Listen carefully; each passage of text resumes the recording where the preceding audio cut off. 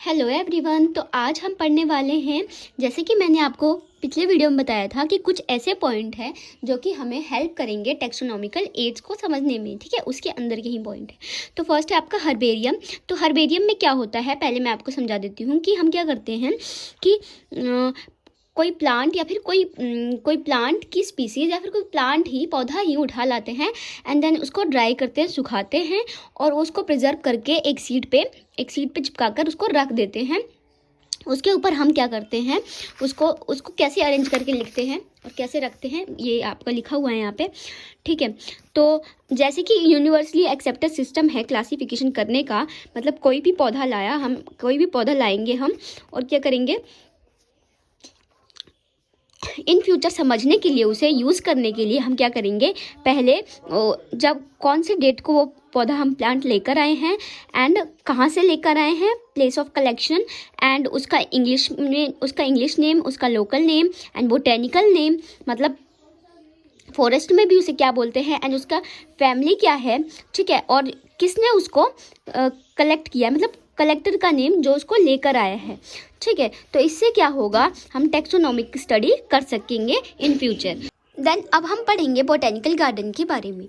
ठीक है, तो इसमें क्या करते हैं, बोटेनिकल गार्डन में हम क्या करते हैं कि पहले हमने हर्बेरियम में क्या किया, हर्बेरियम में हमने मतलब कि जो प्लांट ख़त्म हो चुके हैं उनको लाकर एक शीट पर चिपका दिया, ताकि इन फ्यूचर उस स्पीसीज़, अगर वो उसकी स्पीसीज़ ख़त्म भी हो जाए तो हम उसके बारे में स्टडी कर सके। लेकिन बोटेनिकल गार्डन में क्या होता है, हम किसी प्लांट को लेकर आएंगे और किसी दूसरी जगह शिफ्ट करके उसको किसी दूसरी जगह ले जाके और उसकी ग्रोथ करवाएंगे। ठीक है, तो क्या करते हैं, these specialized garden have collection of living plants for reference. ठीक है, तो क्या करते हैं कि बहुत सारे लिविंग प्लांट्स को हम यहाँ पे लाते हैं बोटेनिकल गार्डन में और वहाँ पे रख देते हैं। Plant species in this garden are grown from identification purpose and each plant is labeled indicating its botanical scientific name and it's family. और क्या करते हैं, जब हम उस प्लांट को लेकर आते हैं बोटेनिकल गार्डन में कहीं से भी उस स्पीसीज़ को, तो क्या करते हैं, बोटेनिकल गार्डन में लगा देते हैं एंड उसके आगे एक पर्ची टाइप का भी या फिर एक झंडा टाइप का गाड़ देते हैं कि उसका बोटेनिकल नेम क्या है, कौन सी फैमिली का है, आइडेंटिफिकेशन पर्पज के लिए। ठीक है, और लेबल करके उसको लिख देते हैं। अब इसमें बता रहा है कि द फेमस बोटेनिकल गार्डन कहाँ है, एट न्यू इंग्लैंड में है, जिसका नेम है आपका royal botanical garden. And India में कहाँ है, इंडियन बोटेनिकल गार्डन भी है एक, और इंडिया में होरा में है and at national botanical research institute Lucknow में है, जो कि इंडिया में है। चलिए, तो अब हम पढ़ेंगे म्यूजियम के बारे में। तो biological museum are generally set up in educational institute. तो म्यूजियम में क्या है कि जो प्लांट मर चुके हैं, जो एनिमल मर चुके हैं, उनका कलेक्शन रखते हैं हम म्यूजियम में। ठीक है, तो इसमें अब बेसिकली ये म्यूजियम क्यों बनाया गया था, एजुकेशन के लिए। ठीक है, कि स्कूल या कॉलेज के बच्चे जाकर वहाँ पे हमारी कलेक्शन देख सके, जो भी साइंटिस्ट ने इन्वेंशन करा है। Museum have collection of preserve plant. Museum के पास बहुत सारे कलेक्शन है, बहुत सारे पौधे के कलेक्शन है एंड एनिमल के भी स्पीसीज है स्टडी के लिए। ठीक है, फिर specimens are preserve in the container और jar in the preservative solution. ठीक है, कुछ स्पीसीज ऐसे हैं जो कि खराब हो सकते हैं, तो उनको हमने किसी कंटेनर में, नहीं तो जार में किसी प्रिजर्वेटिव सोल्यूशन में प्रिजर्व करके रख दिया है। प्लांट्स एंड एनिमल्स स्पेसिमेन में ऑल्सो भी प्रिजर्व एज ड्राई स्पेसिमेन। ठीक है, तो प्लांट और एनिमल्स को सुखाकर ड्राई कर भी रखा गया है। Insect are preserve in insect box after collecting, killing and pinning. ठीक है, इंसेक्ट को क्या किया है, हमने प्रिजर्व करके उन लोगों ने रख रखा है और इंसेक्ट बॉक्सेस में रख रखा है कलेक्ट करके। पहले क्या करते थे उसको, अगर कोई इंसेक्ट है तो अगर वो जिंदा है तो उसे किलिंग यानी कि मार देंगे एंड उसको पिन करके रख देंगे। वो एक पिन आता है म्यूजियम के लिए, जो कि इंसेक्ट को रखने के लिए वो हल्की सी पिन होती है। ठीक है, ताकि उनका कोई ऑर्गन ना खराब हो, हल्की सी वो पिन लगा देते हैं एंड उसको कलेक्ट करके रख देते हैं। Larger animals like birds, mammals are usually stuffed and preserved. ठीक है, तो जो बड़े एनिमल्स होते हैं वो क्या होते हैं, उनके तो अंदर के ऑर्गन खराब हो जाएंगे ना, अगर वो मर गए तो वो तो खराब हो जाएंगे, तो उनके अंदर के ऑर्गन को निकाल कर उसमें स्टफिंग कर देते हैं। जैसे टेडी बियर वगैरह में स्टफिंग होती है ना, वैसे ही न्यूज़पेपर वगैरह या फिर कॉटन वगैरह या फिर फॉर्म वगैरह भर देते हैं उसमें, और फिर उसके स्किन पे कोई सोल्यूशन लगाकर उसको रख देते हैं म्यूजियम में।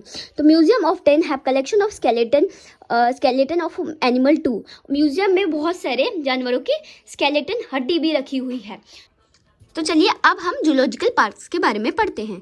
These are the place where wild animals are kept in protected environment under human care and which enable us to learn about their food habitat and behavior।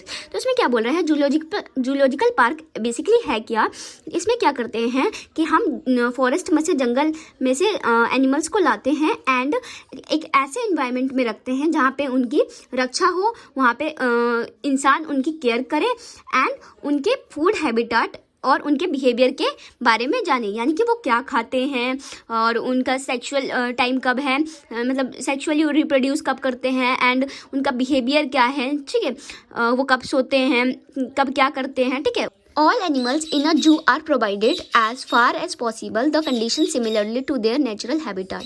Children love visiting this park commonly called zoo।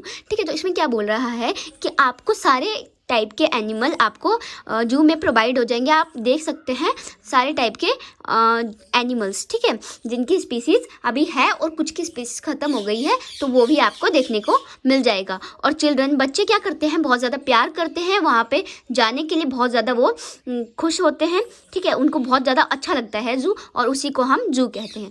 Next topic है हमारा की। Key is another taxonomical aids used for the identification of plant and animals based on the similarity and dissimilarity। तो इसमें क्या बोल रहा है कि की बेसिकली क्या है, जैसे हमने टैक्सोनॉमिकल एड्स पढ़ा था वैसे ही की भी है। ये क्या करता है, प्लांट या फिर एनिमल की आइडेंटिफिकेशन में हेल्प करता है, उसकी सिमिलैरिटी या डिससिमिलैरिटी पे। एक चीज़ मैं आपको समझाऊँ, उसके बाद ये हम समझेंगे। ठीक है, तो यहाँ पे मैंने उसका लिख दिया है, समझने के लिए आपका लिख दिया है।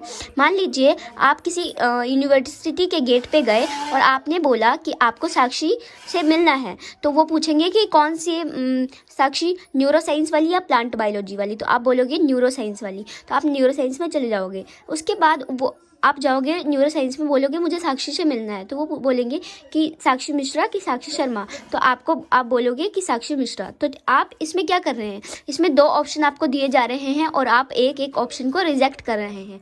ठीक है, और इन दोनों चीज़ों को हम क्या बोलते हैं, कपलेट। क्या बोलते हैं, कपलेट। ठीक है, तो अब यही चीज़ हमें समझना है, इसलिए मैंने आपको समझाया है।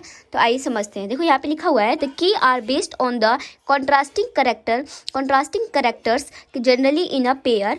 दो ऐसे करेक्टर जो पेयर में हो उसे कपलेट कहते हैं। ठीक है, समझ आ रहा है। ठीक है, यहाँ पे क्या था, दोनों करेक्टर अलग अलग थे। ठीक है, दोनों लोग अलग अलग थे, एक साक्षी न्यूरोसाइंस में थी, एक प्लांट बायोलॉजी में थी। ठीक है, तो दो ऐसे कंट्रास्टिंग करेक्टर जो कि जिसको पेयर में हो उसे कपलेट बोलते हैं। तो वही चीज़ है, it represent the choice made between two opposite option. जब आपको दो अपोजिट ऑप्शन मिले, ठीक है, जैसे कि अभी हमें मिला, ठीक है, दिस रिजल्ट इन, तो इसमें हम क्या करेंगे, एक ऑप्शन को एक्सेप्ट करेंगे और एक ऑप्शन को रिजेक्ट करेंगे। ठीक है, उसके बाद each statement in the key, जो भी दोनों जो स्टेटमेंट है की में, उसको हम लीड बोलते हैं। यहाँ तक सबको समझ क्लियर आया। ठीक है, क्लियर हो गया सबको। आप सुनिए आगे, separate taxonomic key are required for each taxonomic category. ठीक है, तो सेपरेट टैक्सोनॉमिक की है वो ज़रूरत पड़ती है फैमिली को, जीनस को, स्पीसीज़ को आइडेंटिफिकेशन पर्पज़ के लिए। ठीक है, सेपरेट टैक्सोनॉमिक की। ठीक है, keys are generally analytic in nature.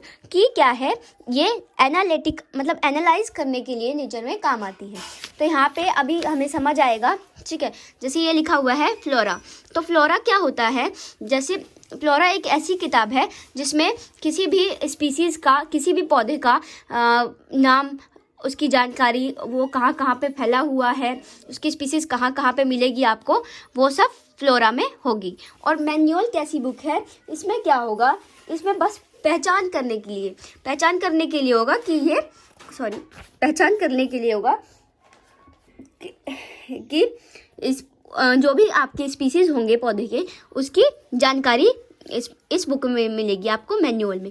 और मोनोग्राफ क्या होता है, किसी भी स्पीसीज के ऊपर, किसी भी एक जीव के ऊपर पूरी किताब, उसको हम मोनोग्राफ बोलते हैं।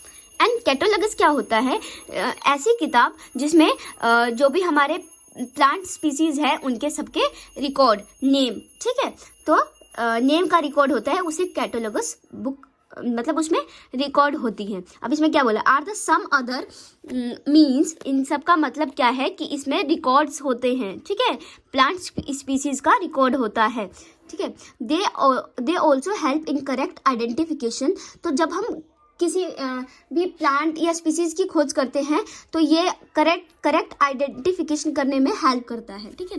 नेक्स्ट आपका है फ्लोरा। अब इसमें डिटेल में समझा रखा है, जो कि मैं आपको समझा चुकी हूँ, फिर भी एक बार हम पढ़ लेते हैं। Flora contain the actual account of habitat, ठीक है। फ्लोरा में क्या होता है कि जो प्लांट है, जो पौधा है, उसका हैबिटाट कैसा है, वो कहाँ से, मतलब कहाँ पे है, डिस्ट्रीब्यूशन मतलब कहाँ पे फैला हुआ है वो प्लांट, एंड कौन सी एरिया में, पर्टिकुलर एरिया में वो पाया जाता है। उसके बाद है हमारा manuals. Manuals are useful in providing information. Manuals क्या है, मैनुअल्स क्या है, जो मैनुअल्स हमें इंफॉर्मेशन प्रोवाइड करता है नेम ऑफ स्पीसीज का, कि जो स्पीसीज है उसका नेम क्या है और वो कौन सी एरिया में पाया जाता है। मोनोग्राफ क्या है, monograph contain information on any one taxon. Monograph क्या होता है कि किसी भी जीव या किसी भी स्पीसीज पे या किसी भी प्लांट पे एक पूरी किताब, मान लीजिए एग्जांपल में मैंगो, तो उसके ऊपर पूरी किताब। सबको यहाँ तक समझ आया होगा। अगर समझ आया है तो मेरे वीडियो को लाइक करें, चैनल को सब्सक्राइब करें और प्यारे प्यारे से कमेंट करें। तो इसी के साथ हमारा the living world chapter complete होता है। अब हम नेक्स्ट चैप्टर स्टार्ट करेंगे नेक्स्ट वीडियो से। वो हमारा चैप्टर क्या होगा, बायोलॉजिकल क्लासिफिकेशन, ठीक है।